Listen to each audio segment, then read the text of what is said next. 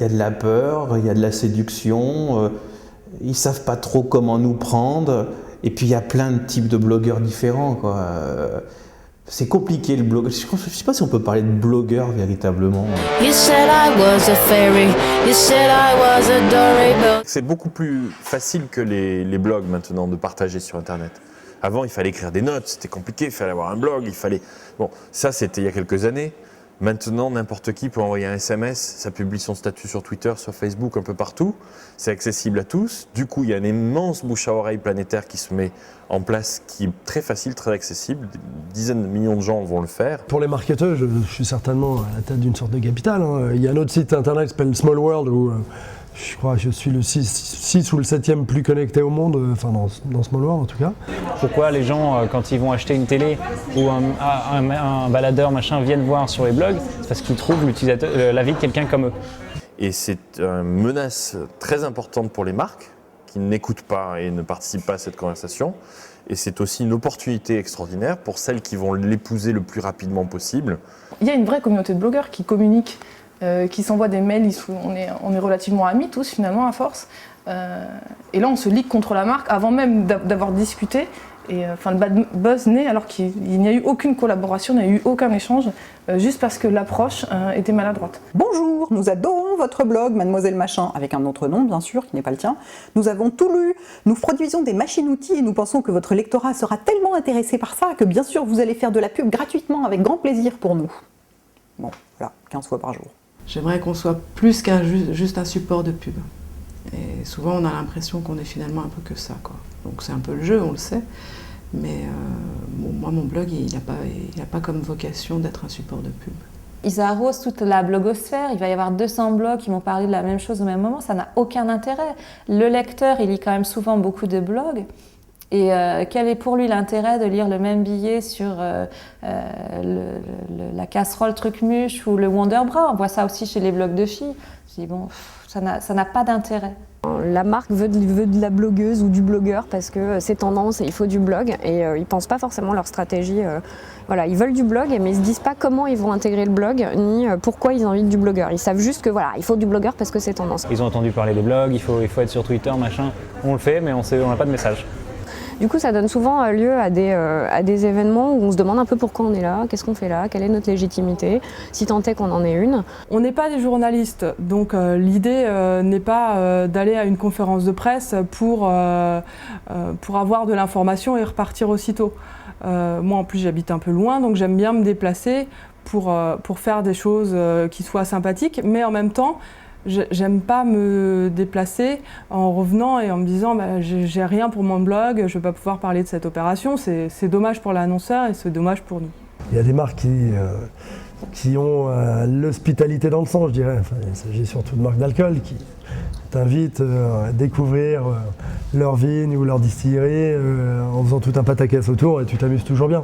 Moi ce qui m'embête c'est qu'on y va parfois plus pour rencontrer les copains que pour vraiment s'investir à fond dans la marque et dans sa démarche produit. Quand je vois sur Twitter des filles qui reviennent d'une soirée blogueur parce qu'elles font que ça, parce qu'elles ont apparemment plus d'amis normaux entre guillemets et qui écrivent sur Twitter c'est quoi cette soirée de merde, il n'y avait même pas de champagne. Alors t'as envie de lui dire il y a 2 ans qu'est-ce que tu faisais dans ton pauvre studio, tu buvais peut-être du champagne tous les soirs. Ça me rend folle, voilà. Si la marque veut vraiment rencontrer la blogueuse, parler avec elle, lui présenter les avantages de son produit ou de ses services, il est important que ça se fasse par petits groupes. Il est important que ça se fasse dans la discussion et non pas forcément dans le show. Ça peut être un atelier culinaire, découvrir des nouveaux produits, rencontrer un chef, savoir comment un produit est fabriqué, visiter une usine. Enfin, c'est très très varié, quoi, mais pas m'envoyer un échantillon ou un dossier de presse, ça je m'en fiche un peu en fait. D'une façon générale, moi j'aime bien les gens qui jouent la transparence et puis qui sont sincères, c'est-à-dire qui ne prennent pas de faux semblants, qui ne prennent pas de détours pour vous contacter, mais qui le font d'une façon claire, concise, et puis sans emprunter des formules détournées. Je déteste les flyos, j'aime pas, voilà, donc J'ai des marques parfois qui m'approchent de façon très, très professionnelle, très pragmatique et qui me disent voilà, on a une problématique, on aimerait ou on a envie de faire une opération avec vous, de lancer un produit, un service, un buzz. Voilà de quoi il s'agit et voilà ce qu'on aimerait attendre, ce qu'on pourrait attendre de vous éventuellement. Est-ce que ça vous intéresse ou pas? J'aime bien que les gens soient cash en fait. Je pense que les marques aujourd'hui doivent approcher les influenceurs. L'idée, je pense, c'est d'être au plus proche de ces gens-là. Dire que d'avoir je pense que c'est aujourd'hui accessible de manière assez simple, c'est de trouver leur email. Mais après, si tu peux avoir dans un premier temps, je pense, leur téléphone portable, leur numéro de téléphone, je pense que c'est assez intéressant parce que derrière, on a tout de suite un contact avec la personne, on a une vraie discussion. Je pense que c'est important d'utiliser la voix et après, bien sûr, de rencontrer on va dire en face-to-face. Et pas uniquement faire une relation, on va dire, virtuelle où je t'envoie des infos, je réponds à tes infos, où je t'envoie un produit que tu puisses essayer. Voilà. Je pense que c'est important de créer cette relation, surtout sur le long terme, et que ce ne soit pas un simple one-shot. Qu'elle m'envoie un beau gosse sur mon lieu de travail, ou avec je sais pas, un homme sandwich un peu sexy. Là, j'aurais peut-être envie de parler d'eux, ou qu'elle me donne beaucoup d'argent aussi. Là, je peux parler même d'une boîte de lentilles si on me donne beaucoup d'argent. Enfin, voilà, qu'elles essaient de trouver des moyens de me motiver un peu plus. Et ce qu'il faut faire, c'est au lieu d'être, il faut passer d'une obsession à parler de moi, parler de mon produit, à je veux créer une communauté. Et ça n'a rien à voir. C'est-à-dire que tout est basé, au lieu d'être basé sur je te spamme, je t'envoie des mails, j'essaie de te faire parler de moi, c'est basé sur comment je peux faire pour t'aider. Aller visiter l'usine d'Haribo, je ne sais pas s'il y a des usines d'Haribo en France, je pense que ça n'a pas un grand intérêt, voire limite ça casse le mythe. Par contre, ce qui est intéressant avec Haribo, c'est la 3D. Grâce à leur publicité qu'ils ont fait avant Avatar. Moi, je rêve de faire une interview en 3D. Eh bien, pourquoi pas, on travaille à 3, on trouve un artiste qui est compatible avec les valeurs d'Haribo, et Haribo me donne les moyens techniques de faire de la 3D. Voilà un exemple d'action. J'ai fait par exemple, pas plus tard que cette semaine, un billet sponsorisé sur une compagnie d'assurance. Pourquoi? Parce que le pitch, c'était cette compagnie d'assurance s'investit beaucoup dans les médias sociaux, a créé un compte Twitter, a lancé un concours sur Twitter et sur Facebook, etc.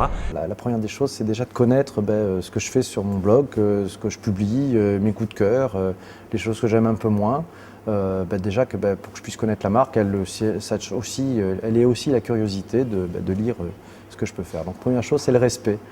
Et dans un monde idéal, je pense que les marques qui font un deal avec des blogueurs doivent accepter qu'elles prennent un risque, qu'elles prennent le risque que le produit qu'elles voudraient voir vanté sur le blog ne sera pas mis en valeur, que peut-être la personne à qui on a offert un super voyage ou une super soirée dans un resto va trouver que la bouffe était pas bonne ou que le voyage il craignait, et donc que le blogueur se sente vraiment libre, parce que c'est toujours un peu le discours de façade, vous n'avez aucune obligation, on vous donne ça mais vous n'êtes pas du tout contraint d'en parler ensuite. Il faudrait être naïf pour penser que c'est vrai, mais en revanche il faudrait qu'il y ait quand même une pseudo-liberté de ton, et que cette liberté de ton elle se paye pas au centuple derrière par le blogueur qui ensuite se trouve blacklisté tout simplement parce qu'il n'est pas allé dans le sens du vent, quoi. Moi j'aime beaucoup découvrir des choses par moi-même et puis après en parler sur mon blog.